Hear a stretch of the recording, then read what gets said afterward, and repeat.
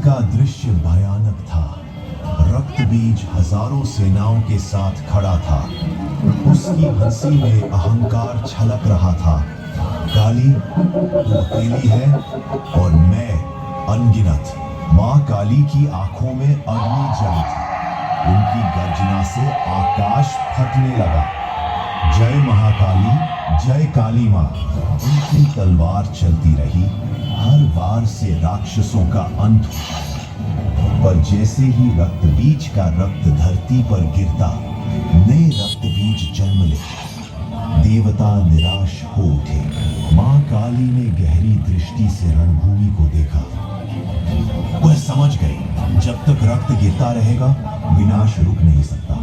फिर उन्होंने अपना खप्पर उठाया और कहा, अब तेरे रक्त की हर बूंद मेरी शक्ति में समाएगी। वह बिजली की गति से आगे बढ़ी।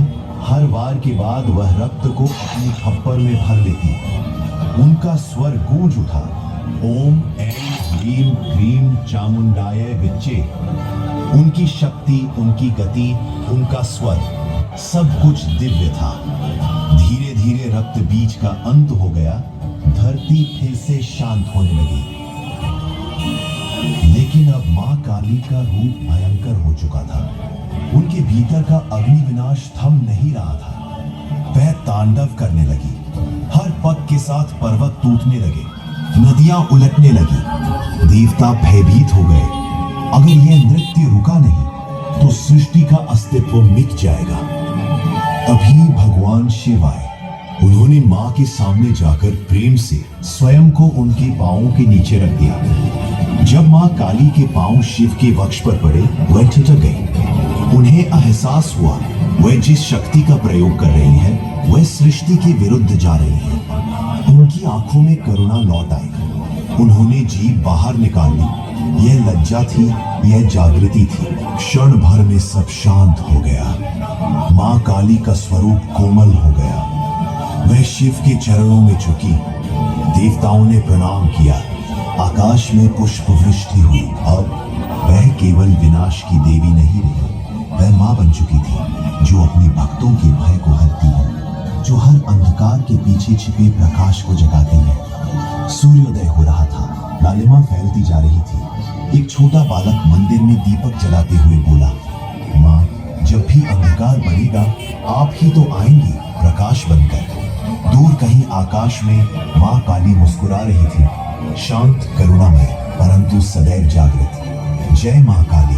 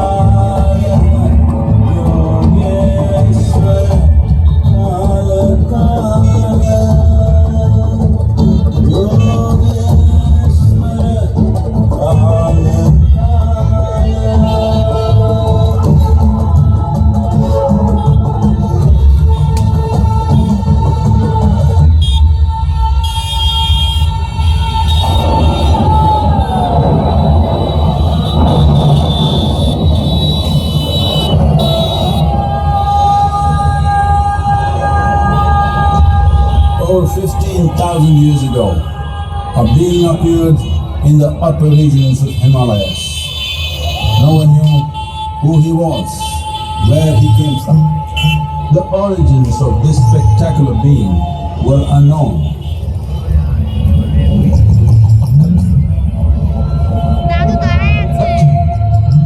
When his ecstasy allowed some movement, he danced wildly.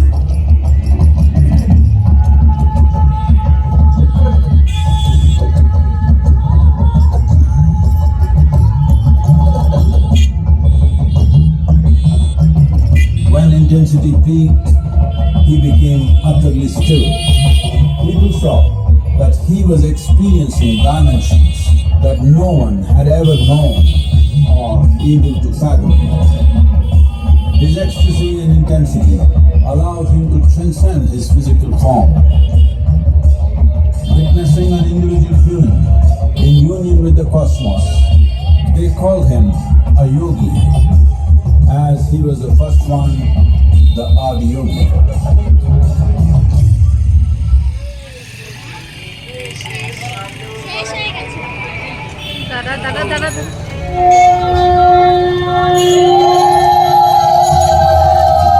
कर्म में, मोक्ष भी में, प्रकाश में, अध कंकार भी में, अंत भी में, आरंभ भी में, गौरी में,